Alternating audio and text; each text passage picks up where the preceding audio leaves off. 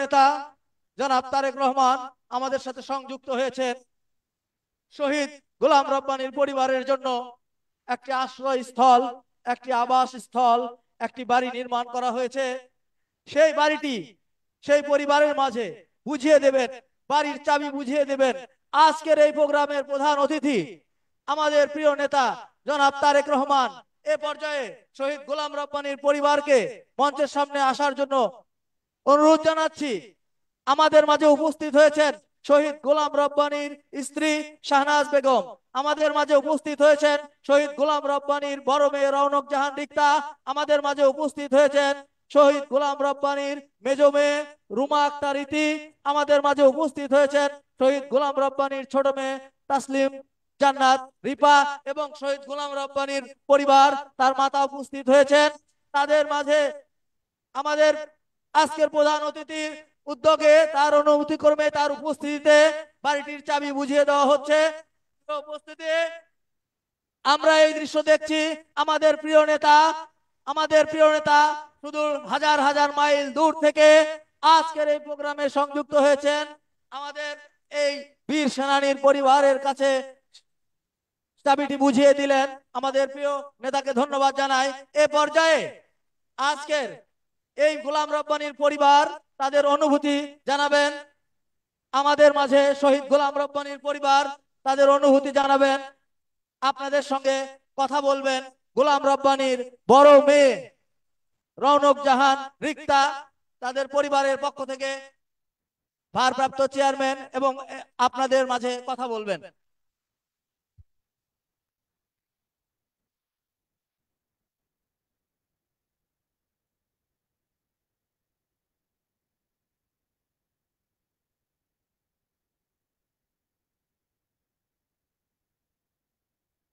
আসসালামু আলাইকুম।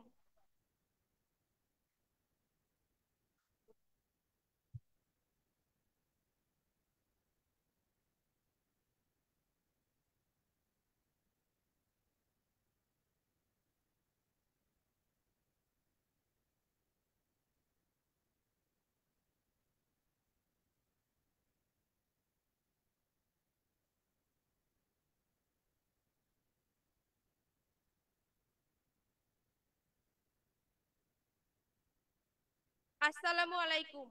প্রথমেই কৃতজ্ঞতা জানাচ্ছি আমার সৃষ্টিকর্তা রবের প্রতি। কৃতজ্ঞতা জানাচ্ছি জনাব তারেক রহমান আঙ্কেল এবং তার সহযোদ্ধাদের প্রতি। আপনারা জানেন আমার আব্বু 2014 সালের 18 জানুয়ারি শহীদ হয়েছেন। আমার আব্বুকে নির্মমভাবে হত্যা করা হয়েছে। আজ 11 বছর চলছে। দীর্ঘদিন যাবৎ তারেক রহমান আঙ্কেল আমাদের পাশে ছিলেন। তিনি এতটা নির্যাতিত হওয়ার পরেও আমাদের পাশে ছিলেন, আমাদের খোঁজ খবর রেখেছেন, সর্বদাই আমাদের পাশে ছিলেন। তিনি আমাদের অভিভাবকের অভিভাবকের দায়িত্ব পালন করেছেন। আমরা চিরকৃতজ্ঞ ওনার প্রতি। আমাদের কৃতজ্ঞতা আর দোয়া ছাড়া কিছুই নাই দেওয়ার মতো। আপনারা তো জানেন 2014 সালে আমার আব্বুকে ওরা আওয়ামী লীগ সরকারের সন্ত্রাসীরা আমার আব্বুকে নির্মমভাবে হত্যা করছে। আমাদের কাছ থেকে চিরদিনের জন্য আমার বাবাকে কেড়ে নিছে। আমাদের বাবাটা করে বন্ধ করে দিয়েছে চিরদিনের জন্য। When someone asks me about my father, I can't control my emotions. I can't control me. আমাদেরকে ইচ্ছে করে না বাবা রাখতে। কেন তারা এমনটা করলো আমাদের সাথে? কেন তারা এইভাবে নির্মম ভাবে আমার আব্বুকে হত্যা করলো? কেন?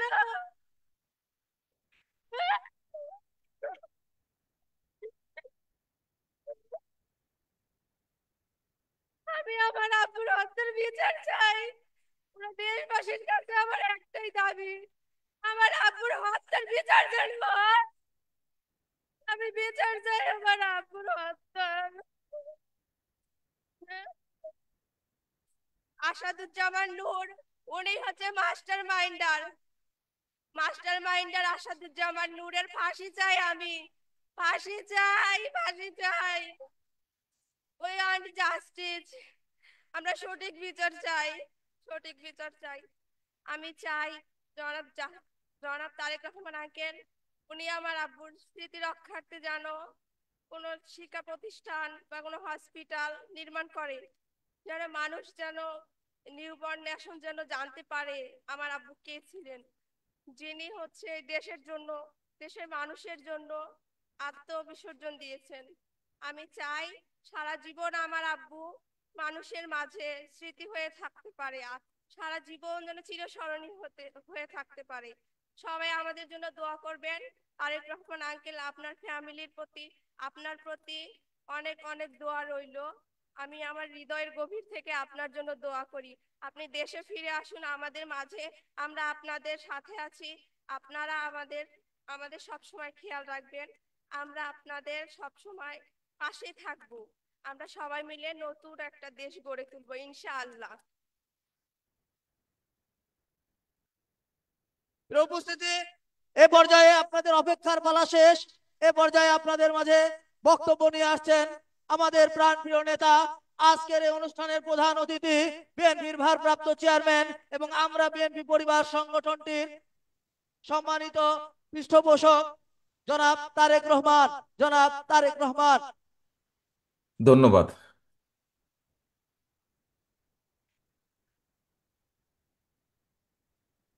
বিসমিল্লাহির রহমানির রহিম। আজকের এই অনুষ্ঠানের সম্মানিত সভাপতি, মঞ্চে উপস্থিত জনাব রুহুল কবির রিজভী, উপস্থিত আসাদুল হাবিব দুলু সহ উপস্থিত নেতৃবৃন্দ এবং আমার সামনে উপস্থিত প্রিয় এলাকাবাসী ভাই ও বোনেরা এবং মুরব্বীবর্গ, আসসালামু আলাইকুম। আজকে বহু বছর পরে আপনাদের সামনে দুটো কথা বলার সুযোগ হয়েছে আমার, আলহামদুলিল্লাহ। আজকে আমরা এখানে একত্রিত কেন হয়েছি এই বিষয়টি আপনারা সকলেই জানেন। আজকে আমরা এখানে সকলে একত্রিত হয়েছি আমাদের ভাই গোলাম রাব্বানী, তার সাথে কি হয়েছে, কিভাবে এই মানুষটিকে হত্যা করা হয়েছে, কিভাবে তার পরিবার নির্যাতিত হয়েছে, এই সকল কিছুই আপনারা জানেন, কারণ আপনারা এই এলাকারই মানুষ। প্রিয় ভাই বোনেরা, এই যে গোলাম রাব্বানীকে হত্যা করা হয়েছে, গোলাম রাব্বানী শুধু একজন নয়। গত 16 বছরে যেই স্বৈরাচার বাংলাদেশ থেকে পালিয়ে গিয়েছে গত অগস্ট মাসের 5 তারিখে, সেই স্বৈরাচার গত 16 বছরে সারা বাংলাদেশে এইরকম হাজারো গোলাম রাব্বানীকে হত্যা করেছে এবং লক্ষ লক্ষ পরিবারকে নির্যাতিত করেছে।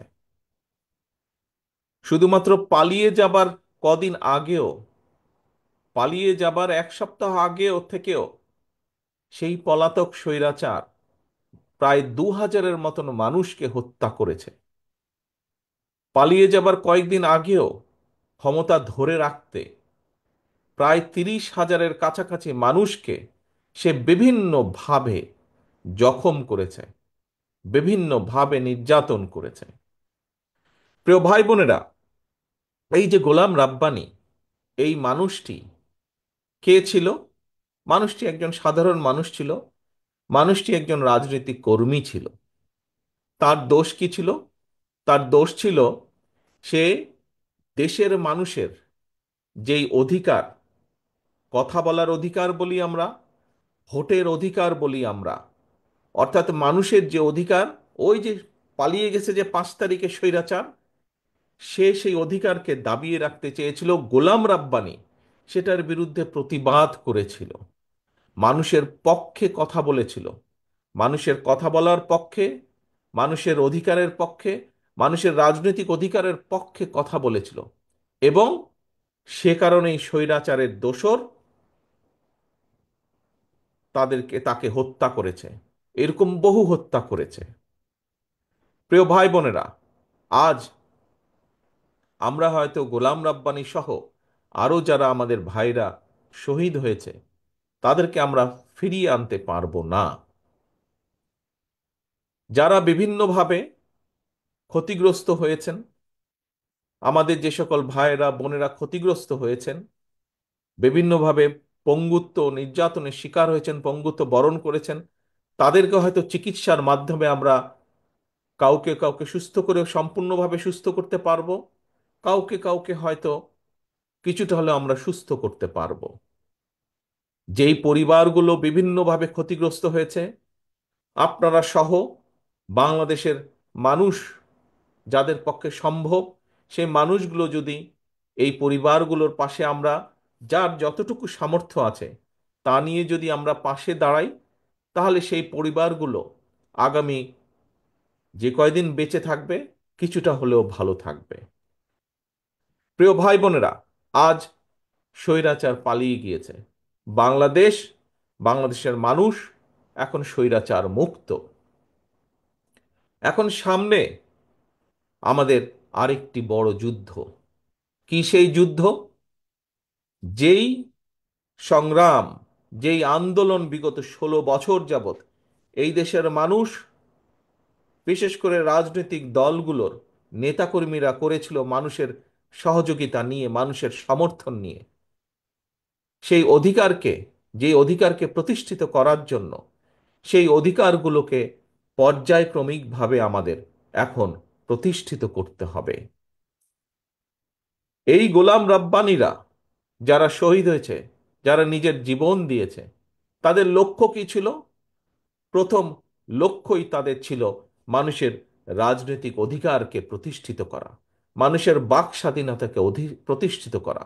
কারণ খুব সহজ কথায় যদি আমরা বলি, এই যে মানুষগুলো আপনারা এখানে যারা বসে আছেন অথবা দাঁড়িয়ে আছেন, যারা এই আজকের এই সমাবেশে উপস্থিত হয়েছেন, বিভিন্ন কথা শুনেছেন, প্রত্যেকটি মানুষের বিভিন্ন বিষয় আছে।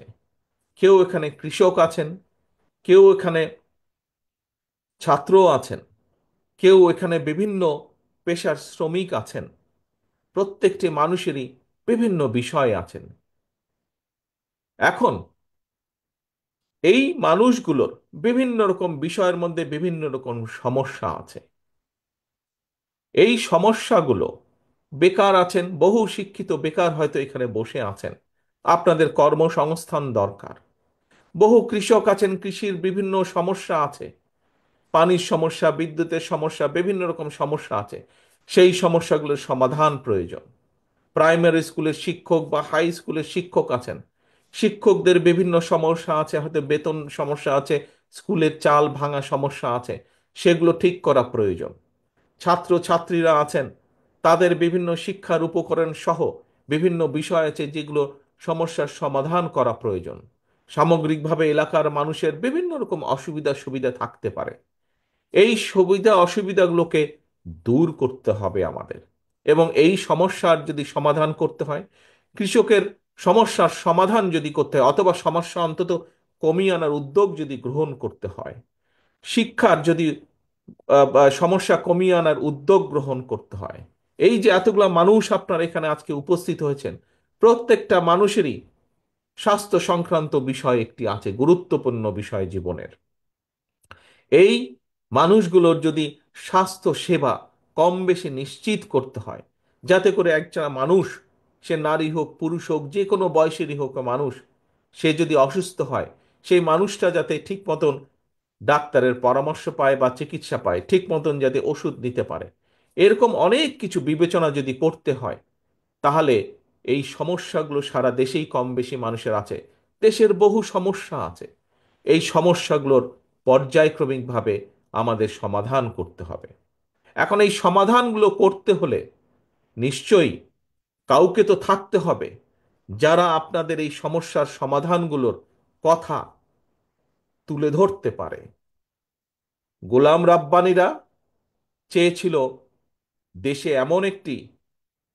এমন একটি সিস্টেম দেশে থাকুক, এমন একটি ব্যবস্থা দেশে ধীরে ধীরে গড়ে উঠুক, যাতে করে আপনাদের সমস্যাগুলো, এলাকার মানুষের সমস্যা, সমগ্র দেশে গ্রামে গঞ্জে শহরে ছিটিয়ে থাকা হাজারো কোটি লক্ষ কোটি মানুষের যে সমস্যা, সেই সমস্যাগুলো নিয়ে যাতে কিছু মানুষ কথা বলতে পারে, এবং সরকার যাতে বাধ্য থাকে দেশের দেশের সমস্যাগুলো সমাধান করার। মানুষ মানুষের কথা বলবে, সেই কথাগুলো যাতে ঠিকভাবে বলতে পারে এবং সেই কথাগুলো যাতে যেখানে পৌঁছানো উচিত সেই পর্যন্ত পৌঁছাতে পারে। এই ব্যবস্থাটাই গোলাম রব্বানী সহ আরো হাজারো মানুষ যাদেরকে হত্যা করা হয়েছে, গোলাম রব্বানী সহ, গোলাম রব্বানীর পরিবার সহ আরো লক্ষ লক্ষ পরিবার যারা নির্যাতিত হয়েছে, সেই পরিবারগুলোর সেই পরিবারগুলো এই ব্যবস্থাটাই নিশ্চিত করতে চেয়েছিল, যাতে আমরা একটা দেশ গড়ে তুলতে পারি, যেই দেশে হয়তো মানুষের অভাব অভিযোগ কিছু দুঃখ কষ্ট থাকবে, কিন্তু সামগ্রিকভাবে সেই দেশের শিক্ষার্থীরা যাতে সঠিকভাবে শিক্ষা পায়। সামগ্রিকভাবে একটি দেশ গড়ে তোলা, যেই দেশের কৃষকরা হয়তো সব সমস্যার সমাধান করা যাবে না, তারপরেও কৃষকরা যাতে সময় মতন বীজ সার পায়, একটি স্বাভাবিক মূল্যের মধ্যে যাতে বীজ সার পায়, যাতে কৃষকরা তাদের পণ্য দ্রব্য একটি স্বাভাবিক মূল্যে বিক্রয় করতে পারে, মানুষ যাতে তার স্বাস্থ্য সেবা স্বাভাবিকভাবে কম বেশি স্বাস্থ্য সেবা পেতে পারে, মানুষ রাস্তাঘাটে চলাচল করার সময় যাতে একটি স্বাভাবিক নিরাপত্তা থাকে সমগ্র দেশে প্রতিটি গ্রামে অঞ্চলে জায়গায়। এইরকম একটি বাংলাদেশ আমরা গড়ে তুলতে চাই প্রিয় ভাই বোনেরা। গোলাম রাব্বানীরা তাই চেয়েছিল, সেই কথাগুলোই বলতে চেয়েছিল, কিন্তু সেদিনকার সেই স্বৈরাচার গোলাম রাব্বানীদের কথা বলতে দেয়নি, গোলাম রাব্বানীদের কথা শুনতে চায়নি। এ কারণেই তারা হাজার হাজার গোলাম রাব্বানীকে হত্যা করেছে, এ কারণেই তারা লক্ষ লক্ষ পরিবারকে নির্যাতিত করেছে। প্রিয় ভাই বোনেরা, আজ সময় এসেছে, পরিবর্তিত হয়েছে অবস্থা। স্বৈরাচার এই দেশ থেকে বিদায় হয়ে গিয়েছে, পালিয়ে গিয়েছে।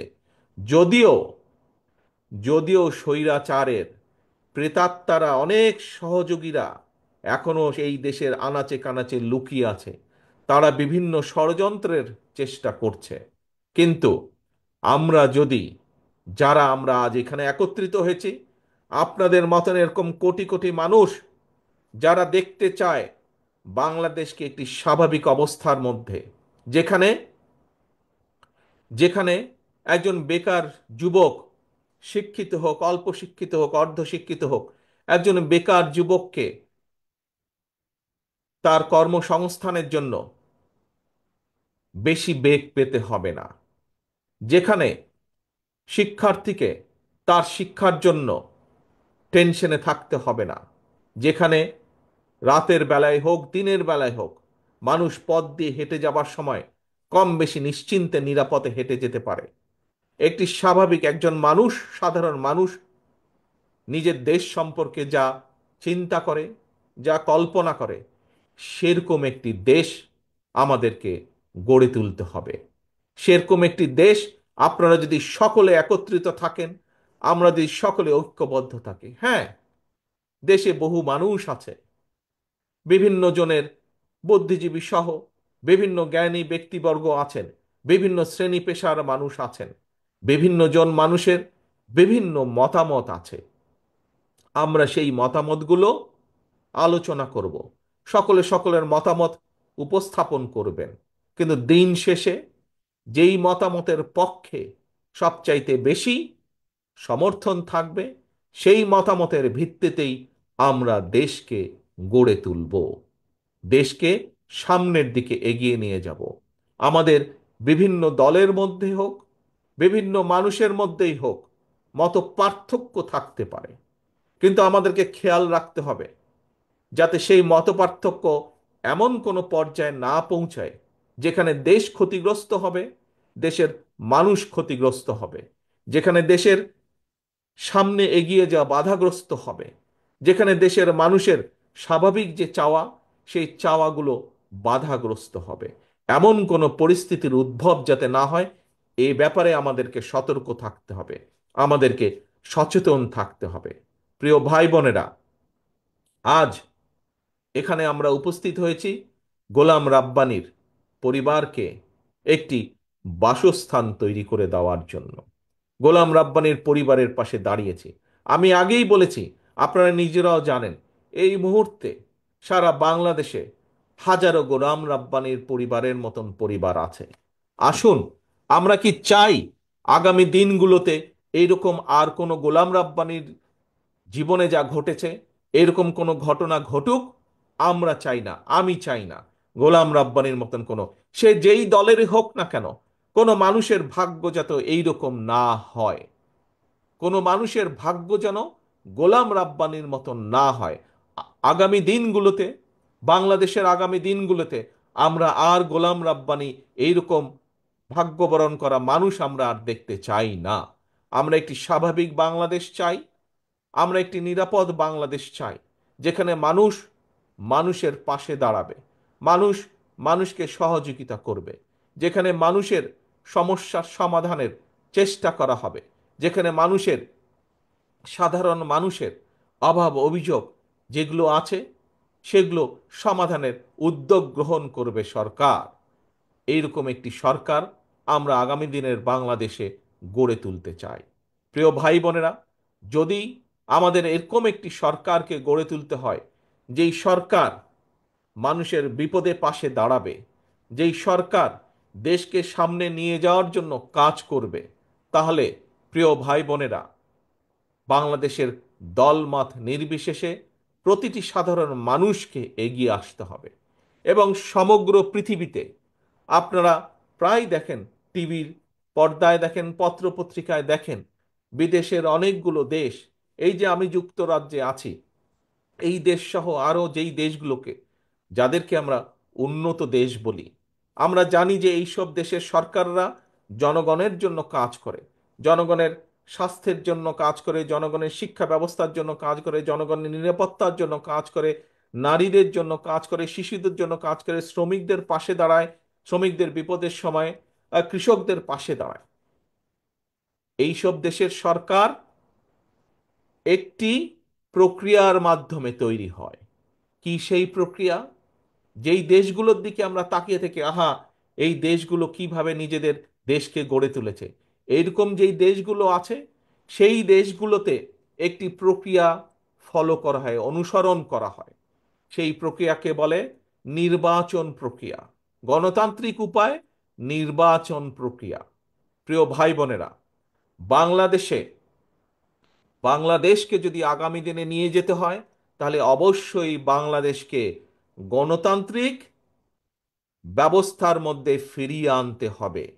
সেটি ইউনিয়ন পরিষদের নির্বাচন হোক, সেটি পৌরসভার নির্বাচন হোক, সেটি উপজেলা পর্যায়ের নির্বাচন হোক, সেটি সংসদ পর্যায়ের নির্বাচন হোক, সেটি মসজিদ কমিটির নির্বাচন হোক, সেটি কোনো প্রতিষ্ঠানের নির্বাচন হোক, কিন্তু নির্বাচন প্রক্রিয়ার ভেতরে বাংলাদেশকে ফিরিয়ে আনতে হবে। নির্বাচন প্রক্রিয়ার মধ্যে যদি আমরা বাংলাদেশকে ফিরিয়ে আনতে পারি, এবং সেই যে কোনো মূল্যে সেই নির্বাচন প্রক্রিয়াকে আমাদের অব্যাহত রাখতে হবে বছরের পর বছর, যুগের পর যুগ, তাহলেই আমরা, এই যে আজকে আমার সামনে এতগুলো মানুষ, এই মানুষগুলোর মধ্যে থেকেই যোগ্য নেতৃত্ব বেরিয়ে আসবে, যোগ্য মানুষ বেরিয়ে আসবে। কেউ বেরিয়ে আসবে ইউনিয়ন পরিষদের মেম্বার অথবা ইউনিয়ন পরিষদের চেয়ারম্যান হিসাবে, কেউ হয়তো বেরিয়ে আসবে পৌরসভার চেয়ারম্যান হিসাবে, কেউ হয়তো বেরিয়ে আসবে উপজেলা চেয়ারম্যান হিসাবে, কেউ হয়তো বেরিয়ে আসবে সংসদ সদস্য হিসাবে। কিন্তু প্রকৃত মানুষের ভোটে যারা বেরিয়ে আসবে নির্বাচনের মাধ্যমে, সেই মানুষগুলো কাজ করবে মানুষের জন্য, সেই মানুষগুলো কথা বলবে তার এলাকার মানুষের জন্য, সেই মানুষগুলো কাজ করবে সামগ্রিকভাবে দেশের মানুষের জন্য, সামগ্রিকভাবে দেশের জন্য। প্রিয় ভাই বোনেরা, আসেন, আমরা আন্দোলন করেছি, সংগ্রাম করেছি, বহু মানুষ আত্মহতি দিয়েছে, এখন হচ্ছে, সামনের দিন হচ্ছে দেশ গড়ার পালা। যেই স্বৈরাচারের বিরুদ্ধে আমরা আন্দোলন করেছিলাম, এই দেশের সকল শ্রেণী পেশার মানুষ ঐক্যবদ্ধ হয়ে যেই স্বৈরাচারের বিরুদ্ধে আন্দোলন করেছে, সেই স্বৈরাচার পালিয়ে গিয়েছে, সেই স্বৈরাচার দেশ ছেড়ে পালিয়ে গিয়েছে। এখন সামনে হচ্ছে দেশ গড়ার সময়, এবং এই দেশকে যদি গড়তে হয়, দল মত নির্বিশেষে আমাদের সকলকে ঐক্যবদ্ধ হতে হবে। আমরা যদি ঐক্যবদ্ধ থাকতে পারি, আমরা যদি দৃঢ়ভাবে প্রতিজ্ঞ থাকতে পারি, তাহলেই এই দেশকে আমরা সামনের দিকে নিয়ে যেতে পারবো। বহু কাজ বাকি সামনে, প্রিয় ভাই বোনেরা, সামনে বহু কাজ বাকি। এই দেশে ফসলের উৎপাদন বাড়াতে হবে, এই দেশে খাল খনন করতে হবে, এই দেশের বন্যা ব্যবস্থার দূর করতে হবে, এই দেশের শিক্ষা ব্যবস্থাকে ঠিকভাবে ঢেলে সাজাতে হবে, এই দেশে যুবক যারা আছে, বেকার যুবক যারা আছে তাদের কর্মসংস্থানের ব্যবস্থা করতে হবে, এই দেশে মিল ফ্যাক্টরি গড়ে তুলতে হবে, বহু রাস্তাঘাট ভাঙা আছে সেগুলো ঠিক করতে হবে। বহু কাজ বাকি আছে, এই দেশের মানুষের স্বাস্থ্য সেবা গড়ে তুলতে হবে। এই দেশে সেই জন্যই আমরা বলেছি যে আমরা হেলথ কার্ড দিতে চাই। এই দেশের গ্রামীণ পরিবারগুলোকে, প্রান্তিক মানুষের পরিবার, কৃষক সহ সকলকে একটি অবস্থার মধ্যে আনতে হবে যেখানে কৃষক টাইম মতন তার সহযোগিতা পাবে রাষ্ট্রের পক্ষ থেকে। আমরা এই পরিকল্পনাগুলো করেছি। সেই জন্যই এর আগে দেখেছেন এখানে বক্তারা বলেছেন যে আমরা দেশের মানুষের সামনে 31 দফা নামে 31টা দফা দিয়েছি। নিশ্চয়ই এই 31 দফার কথা কম বেশি আপনারা শুনেছেন, শুনেছেন না আপনারা? 31 দফার কথা, 31 দফার কথা আপনারা শুনেছেন। এই 31 দফার মাধ্যমে আমরা বলেছি যে আমরা কিভাবে বিভিন্ন পর্যায়ে বিভিন্ন শ্রেণী পেশার মানুষের পাশে আমরা দাঁড়াতে চাই, যদি আমরা ইনশাল্লাহ আল্লাহর রহমতে বাংলাদেশের মানুষের সমর্থন নিয়ে বিএনপি সরকার গঠন করতে পারে। প্রিয় ভাই বোনেরা, একটি কথা আপনাদের সামনে আমি আবার বলে দিতে চাই, আগে যেভাবে বলেছি, বিএনপি সকল সময় দেশের মানুষের সাথে ছিল। বিএনপির সবচেয়ে বড় শক্তি জনগণ। এই জনগণের সাথে বিএনপি থাকতে চায়। বিএনপি যখনই সুযোগ পেয়েছে অতীতে, প্রতিবার আপনারা দেখেছেন কিভাবে বিএনপি আপনাদের পাশে থাকার চেষ্টা করেছে। হয়তো আমরা সকল সময় 100% সফল হতে পারিনি বিভিন্ন কারণে, কিন্তু আমরা কখনো জনগণের পাশ ছাড়িনি। আমাদের সকল ক্ষমতার উৎস জনগণ, এই কথাটা আমরা বলি, রাজনৈতিক সকল ক্ষমতার উৎস আমাদের জনগণ। আমরা সকল সময় চেষ্টা করি জনগণের পাশে থাকতে, জনগণের পাশে থেকে জনগণকে পাশে রাখতে। কাজে প্রিয় ভাই বোনেরা, আসুন আজকে আমরা এখানে প্রতিজ্ঞা গ্রহণ করি। আজকে এই যে আমরা গোলাম রাব্বানির পরিবারের কে একটি ঘর তুলে দিলাম, আমরা প্রতিজ্ঞা করি যে বাংলাদেশে আমরা আর গোলাম রাব্বানির যা হয়েছে, তার সাথে যা করা হয়েছে, তাকে যেভাবে হত্যা করা হয়েছে, এইরকম হত্যাকাণ্ড আমরা বাংলাদেশে ইনশাল্লাহ আর ভবিষ্যতে দেখতে চাই না। আমরা চাই না আর কোনো পরিবার এই দুঃখ কষ্টের মধ্যে দিয়ে যাক। আমরা চাই বাংলাদেশকে সামনের দিকে এগিয়ে নেওয়ার যাওয়ার জন্য আজকের এই অনুষ্ঠানে, এই অনুষ্ঠানে আমরা প্রতিজ্ঞা গ্রহণ করি যে গোলাম রাব্বানি সহ, আমাদের এই গোলাম রাব্বানি সহ সারা বাংলাদেশে যে হাজারো গোলাম রাব্বানি যারা শহীদ হয়েছে, তারা যে কারণে শহীদ হয়েছে, যে কারণে নিজের জীবনটা তারা দিয়ে দিয়েছে, যেই কারণে, যেই দাবিকে প্রতিষ্ঠা করার জন্য, যেই দাবিকে প্রতিষ্ঠিত করার জন্য তারা জীবন দিয়েছে, সেই দাবিকে যাতে আমরা প্রতিষ্ঠিত করতে পারি, সেই শপথ আজকের এই অনুষ্ঠানে আমরা গ্রহণ করি। এবং সেই শপথ গ্রহণ করার মাধ্যমেই আজকে আমরা এখান থেকে যে যার ঘরে ফিরে যাব। আসুন আজকে আমাদের এই অনুষ্ঠানের শপথ হোক, গোলাম রাব্বানি সহ হাজারো গোলাম রাব্বানি যেই মানুষের অধিকার প্রতিষ্ঠিত করার জন্য নিজের জীবনকে উৎসর্গ করেছে, ইনশাল্লাহ আমাদের জীবনের শেষ দিন পর্যন্ত আমাদের চেষ্টা অব্যাহত থাকবে এই দেশে, বাংলাদেশের মানুষের অধিকারকে প্রতিষ্ঠিত করার জন্য। প্রিয় ভাই বোনেরা, এই বক্তব্য রেখে আমি আপনাদের কাছ থেকে ইনশাল্লাহ বিদায় নিচ্ছি। দোয়া করবেন যাতে আমি দ্রুত আপনাদের মাঝে ফিরে আসতে পারি। দোয়া করবেন যাতে এই এলাকায় যেভাবে দেশে থাকতে শীতের সময় এই এলাকায় এসে দুস্থ মানুষের পাশে দাঁড়াতে পারতাম, আমি আবার যেন ভবিষ্যতে সেরকম গম্পল নিয়ে, সোয়েটার নিয়ে দুস্থ মানুষের পাশে দাঁড়াতে পারি। সেই দোয়া চেয়ে আপনাদের সকলের কাছ থেকে বিদায় নিচ্ছি। আল্লাহ হাফেজ। বাংলাদেশ জিন্দাবাদ। বাংলাদেশ জাতীয়তাবাদী দল জিন্দাবাদ।